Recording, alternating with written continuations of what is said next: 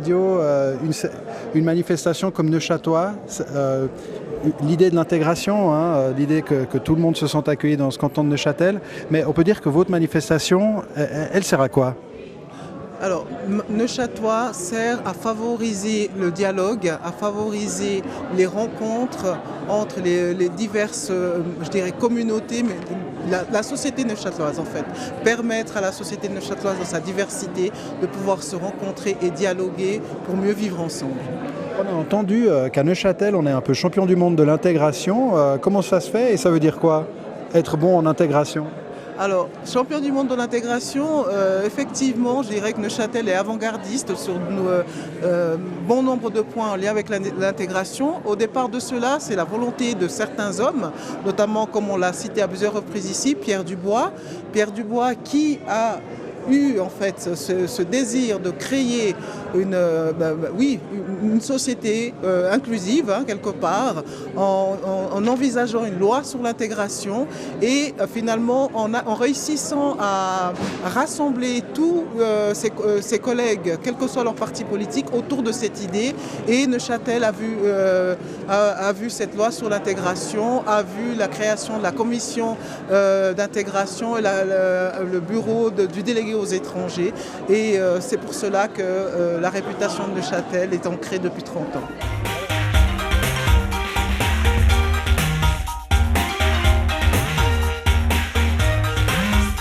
Alors Neuchâtel, hein, qui a de bonnes performances au niveau européen. Neuchâtel est reconnu par le Conseil de l'Europe pour avoir une bonne politique d'intégration.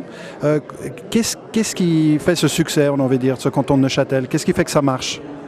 Je pense qu'il y a déjà eu à l'époque des personnes courageuses de différents bords politiques qui avaient à la fois une vision humaniste mais aussi une vision sur la dimension économique. Hein. On oublie bien souvent, mais la migration et la richesse de la Suisse, elle tient aussi évidemment à l'apport multiple des personnes d'origine étrangère. Donc je pense qu'il y a eu ces deux mouvements qui ont permis à Neuchâtel de s'engager assez activement sur cette voie-là. D'abord en étant le premier canton engagé à créer un poste de délégué aux étrangers et puis le premier canton de Suisse à avoir une loi sur l'intégration. Donc ça, je pense que c'était les premières recettes du succès, si on peut dire ça comme ça, même si c'est jamais un succès complet, c'est pas un long fleuve tranquille, hein, c'est des questions qui sont évidemment toujours en mouvement.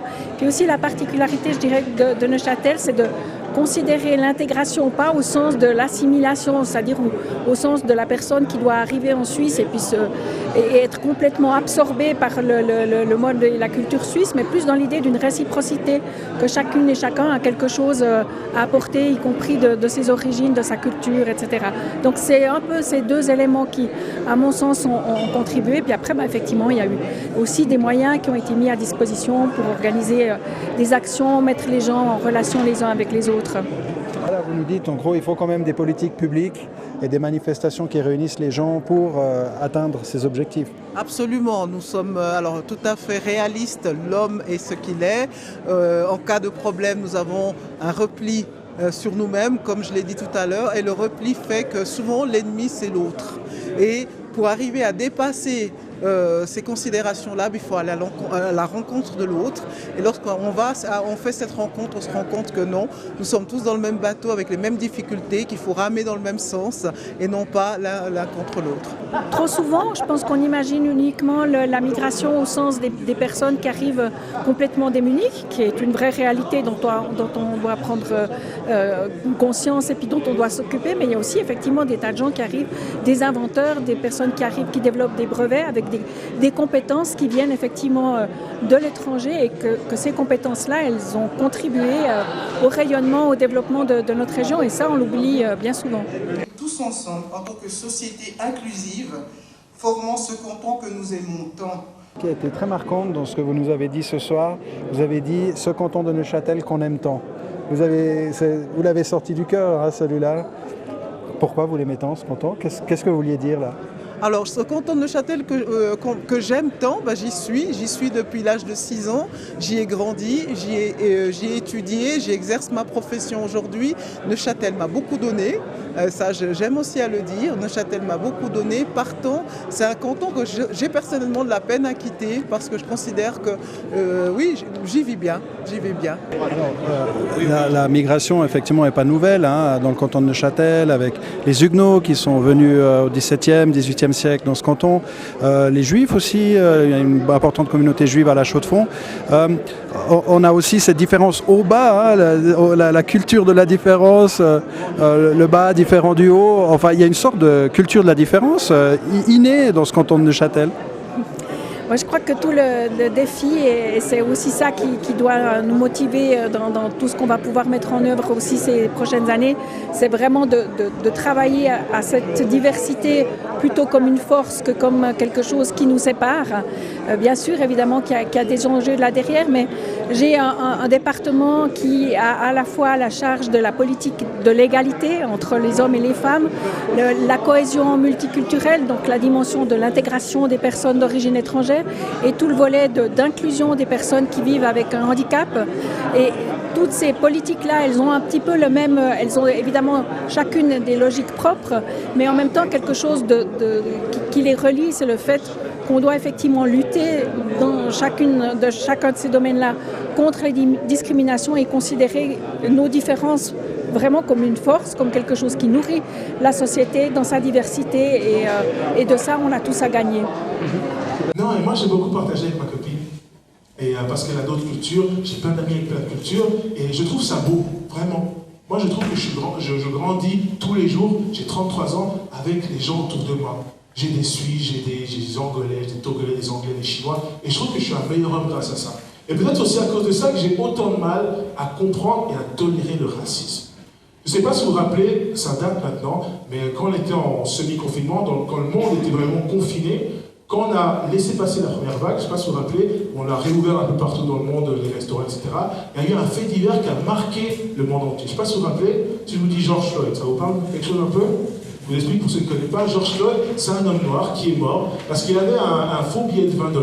Il s'est fait arrêter par un policier blanc qui l'a mis à terre et a mis son genou comme ceci sur son cou pendant 9 minutes. Et ce monsieur n'arrêtait pas de dire « I can't breathe », je ne peux plus respirer. Et il est resté là, il a fait une cigarette, il était tranquille, il était bien posé. Et ce monsieur est mort pour un billet de $20. C'est tout. Et je vous dis la vérité, mesdames et messieurs, ce soir, moi j'ai 33 ans, j'ai vécu le racisme, ça ne m'a pas choqué. Et c'est triste de dire ça, parce que j'avais l'habitude. Moi, ce qui m'a choqué, c'est que ça s'est passé après cette période de confinement. Rappelez-vous le premier confinement, comme on était. On était tous soudés. On était là, on a policier, les infirmières, bravo, on sortait les casseroles et tout ça. Ouais, on est ensemble, on avait des ennemis communs, le Covid et les tests PCR, on était tous ensemble. On trouvait ça magnifique de voir la population se réjouir, les animaux retrouver leurs droits. On était heureux, tout le monde était ensemble.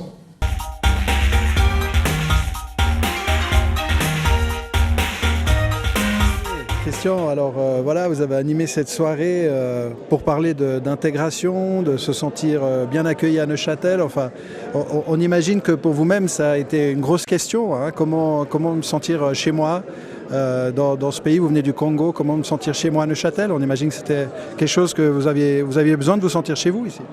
En fait, la question est plus complexe pour moi, puisque moi je suis arrivé ici à un âge, j'étais très petit. Donc moi, j'avais pas de chez moi sauf à Neuchâtel.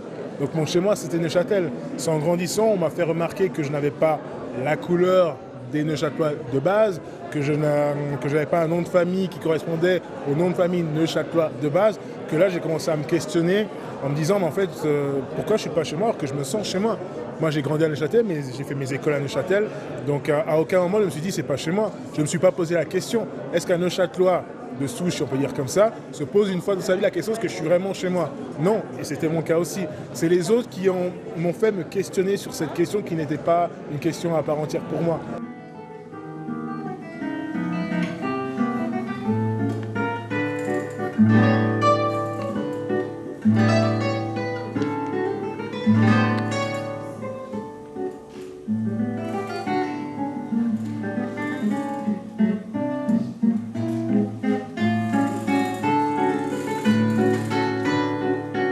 maintenant, pour vous, l'intégration, la bonne intégration, si on a envie je ne sais pas si on peut utiliser ça, mais ça passe par quoi? Bon, je crois que la recette, c'est toujours la même chose. On a besoin, pour que les personnes puissent, si on veut utiliser le terme intégré, puissent trouver leur place dans la société, on a besoin d'une société qui soit ouverte et qui permette que chacun, que chacune trouve sa place dans l'égalité, dans l'égale dignité entre chaque personne. Donc c'est toujours la même chose, c'est toujours la même histoire. Il faut que les sociétés humaines acceptent la différence, leurs différences internes, et acceptent de donner à tout un chacun la possibilité de vivre sa vie. Et cela, c'est aussi vieux que le monde. Arriver à vivre en bonne intelligence, c'est sans doute un des défis les plus difficiles de l'humanité. Est-ce qu'il y a des choses qui vous ont fait ne pas vous sentir chez vous, des remarques? Ça passe par quoi, par exemple? Hélas, comme on l'a dit ce soir, c'est vivre ensemble, vivre avec les autres personnes, être vu par d'autres personnes. On n'a pas le même regard des autres qu'on a de soi-même. Et moi, je ne ressemblais pas aux Suisses de souche, aux Suisses de base. Je n'étais pas un Guillaume Tell. Moi, j'étais plus un Chaka Zulu.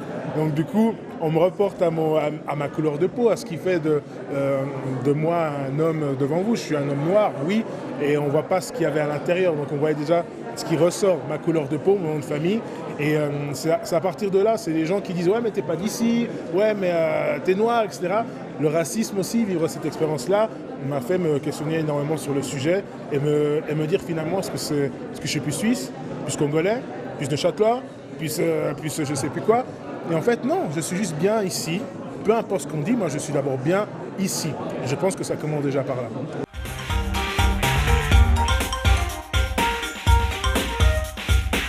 Brigitte Leitenberg, vous étiez sur scène aujourd'hui pour parler de la différence, aussi de ce sentiment d'intégration que vous avez. Vous dites que vous êtes arrivé il y a 30 ans dans ce canton de Neuchâtel et vous vous êtes senti bien, en fait, vous êtes senti bien dans ce canton.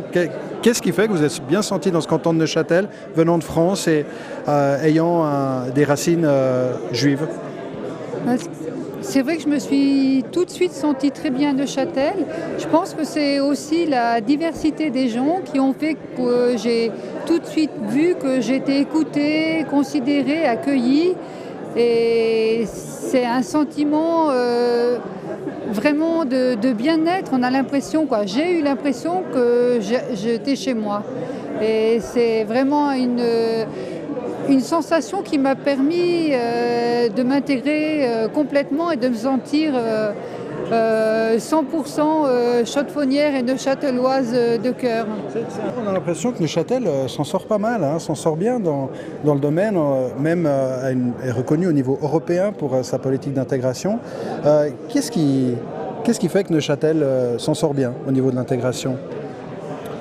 Bon, c'est vrai que Neuchâtel, dans l'ensemble, s'en sort plutôt bien, parce que sans doute qu'il y a une conscience qu'on est un canton, somme toute, minuscule. 180 000 personnes, c'est parfois une petite ville à l'échelle européenne, et que d'une manière ou d'une autre, c'est qu'ensemble qu'on arrivera à tirer notre épingle du jeu et à construire une communauté neuchâteloise où il fasse bon vivre et où on puisse se développer tout un chacun.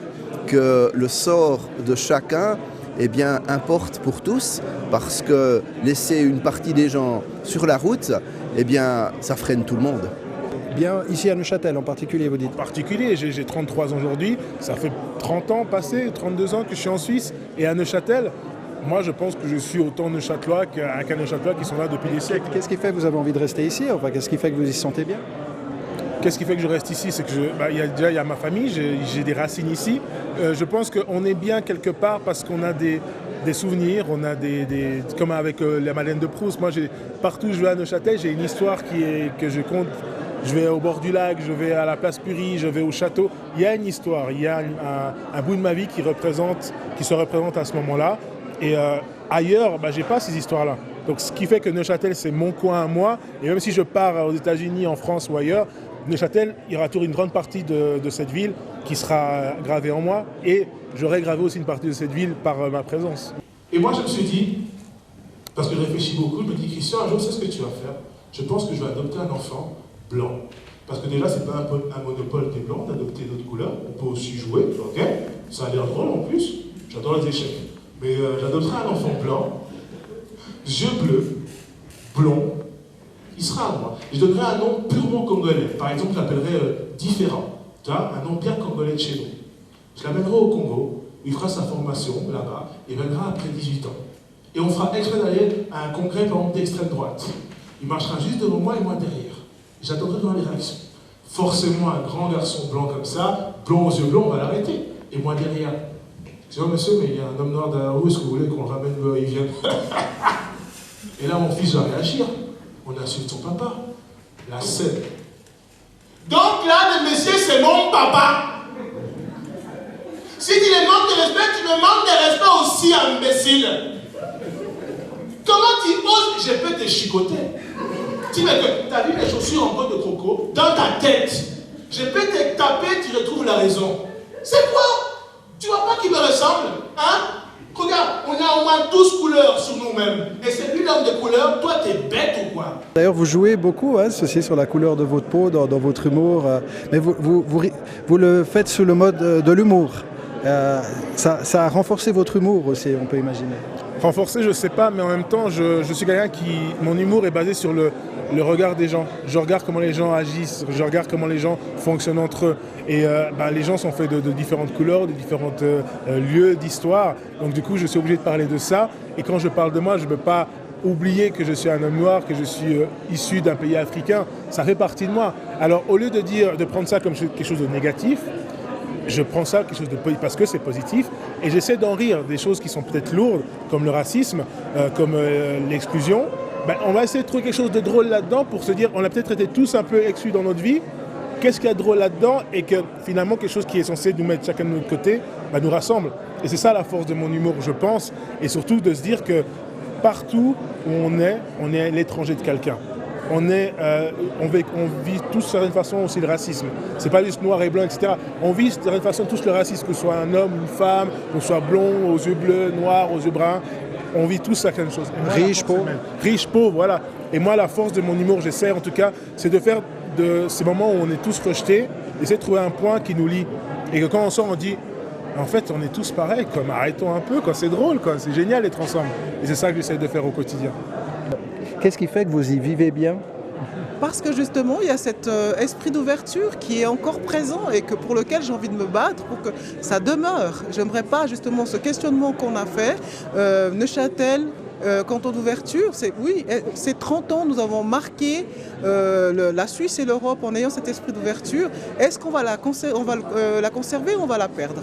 Et j'aimerais pouvoir dire qu'on va la conserver parce que justement c'est le garant du vivre ensemble et de mon mieux vivre, de mon bien-être. On a un problème aussi de démographie dans ce canton de Neuchâtel, moins d'habitants au fil des années, donc l'immigration est un enjeu majeur aussi pour peupler ce canton de Neuchâtel, avoir du sang neuf, on a envie de dire.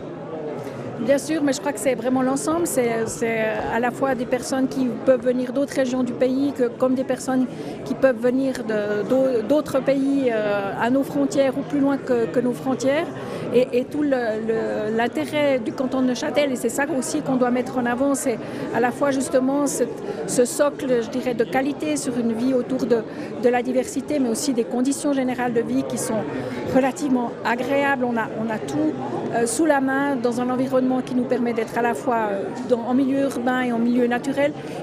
Et de ça, on en profite tous, quelles que soient finalement nos origines et ce avec quoi on vient dans le canton de Neuchâtel. Ce soir, on a vu différents intervenants, Christian Mukuna qui nous vient du Congo, on a eu Ekmat qui nous vient de Syrie et qui a dit clairement je suis neuchâtelois. C'était impressionnant, il n'a pas dit je suis suisse, non, il a dit je me sens neuchâtelois. C'est quand même impressionnant de se dire qu'il y a une identité neuchâteloise.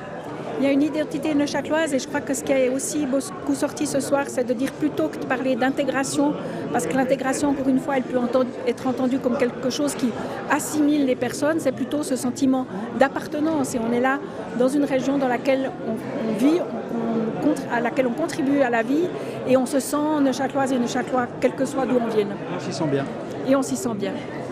Alors cette ouverture, je pense qu'elle vient de l'ADN de Neuchâtel, hein, parce que hier, on a eu, toujours dans le cas de Neuchâtelois, un colloque avec l'université de Neuchâtel, avec des historiens, avec des économistes, et on nous expliquait qu'en fait, Neuchâtel, depuis déjà 1848, avait un esprit d'ouverture assez ancré. Et on était surpris, par exemple, de découvrir que dans les années 50, Neuchâtel avait déjà donné le droit de vote aux femmes. Neuchâtel était le premier canton à donner le droit de vote aux étrangers. Donc l'esprit est là, est bien présent. Et je dirais que Pierre Dubois et Jean Cavadini, tous ces politiciens qui sont encore allés plus loin, ils sont en fait déjà dans l'ADN cet esprit qui n'ont fait que, je dirais, ancré dans une législation. Et c'est quoi? C'est la proximité de la France? C'est le fait qu'on a déjà le haut et le bas qui ont des politiques très différentes? C'est le fait que le haut était plutôt indépendant, le bas lié au roi de Prusse? C'est quoi? C'est l'horlogerie qui attire des compétences de partout? C'est quoi? Alors, historiquement, si je suis les explications qui m'ont été données, c'est que finalement, est-ce qu'on arrive à dire de qui est formée la population neuchâteloise? Si on remonte très loin, on sait qu'il y a une population qui venait de France, hein, les Huguenots. Il y a une population qui est venue, notamment à la Chaux-de-Fonds, des Juifs qui ont fui la persécution. Donc il y a déjà un melting pot qui remonte à très loin et qui explique peut-être cet esprit d'ouverture qu'on a gardé jusqu'aujourd'hui. Et vous-même, par vos origines congolaises, vous ajoutez à cette richesse? Exactement. J'espère ajouter à cette richesse. On a entendu beaucoup de choses ce soir, hein. Il faut prendre en compte les différences, il ne faut peut-être pas faire trop attention aux différences, discrimination négative, positive. Enfin, qu'est-ce que vous croyez? Il faut vraiment cultiver la différence et puis en faire une richesse. Enfin, quel est votre credo? Bon, une communauté humaine, pour arriver à vivre ensemble, il faut que chaque personne puisse ressentir appartenir à cette communauté, qu'elle a sa place et qu'elle peut agir dans cette communauté et qu'on lui reconnaît cette place. C'est ça l'essentiel. Après, comment y arriver?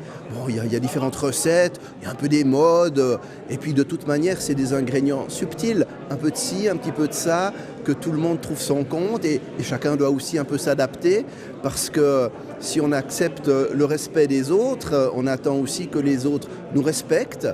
Donc c'est des interactions compliquées, mais quand même, l'un dans l'autre, on y arrive.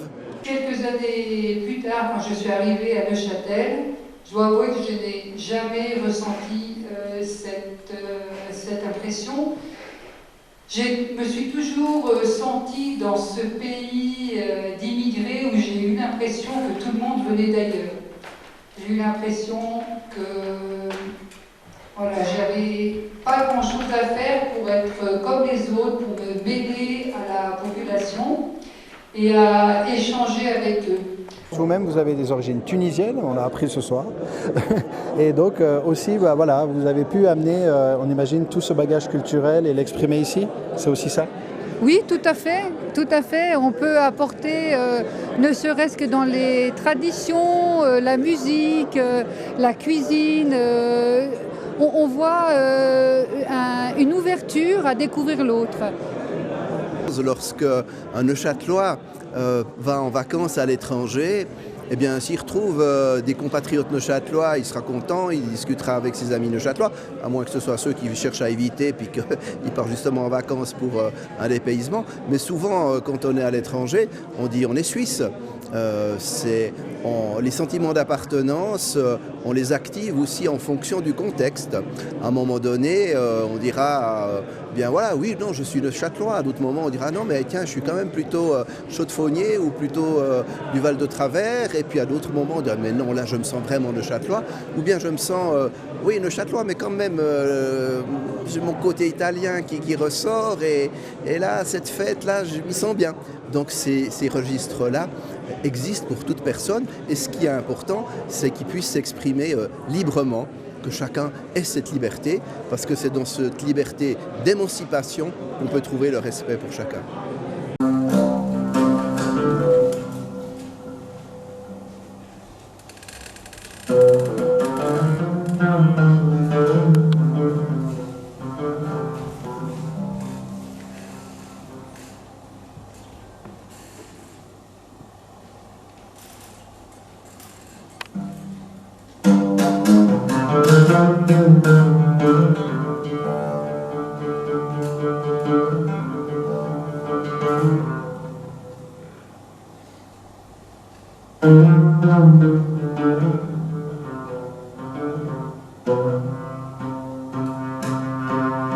Thank